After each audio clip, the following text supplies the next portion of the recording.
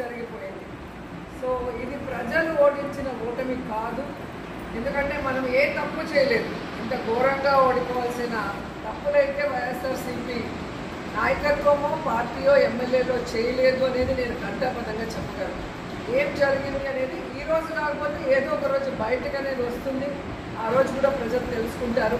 కానీ ఖచ్చితంగా వైఎస్ఆర్ కాంగ్రెస్ పార్టీ మేము ఎమ్మెల్యేలుగా వర్క్ చేసినప్పుడే కాదు, ఇప్పుడు ప్రతిపక్షంలో కూడా మీకు అందుబాటులో ఉంటామని ఏదైతే మాట ఇచ్చామో ఆ మాట ప్రకారం ఇక్కడే ఉంటాము, మీ అందరికీ అందుబాటులో ఉంటాము.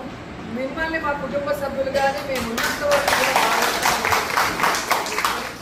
సో ఈరోజు నన్ను గుర్తుపెట్టుకొని నేను భూమి పూజ చేసిన ఈ బిల్డింగ్లో ఒకసారి అడుగుపెట్టి దీపం వెలిగించమని చెప్పి కోరినందుకు నా సోదరులందరికీ కూడా కృతజ్ఞతలు తెలియజేసుకుంటున్నాను. సో మీ సోదరిగా ఎప్పుడు మీకు ఏ అవసరం ఉన్నా నేను చేయగలిగింది 100% చేసిస్తానని కూడా ఈ సందర్భంగా తెలియజేసుకుంటూ ప్రతి ఒక్కరికి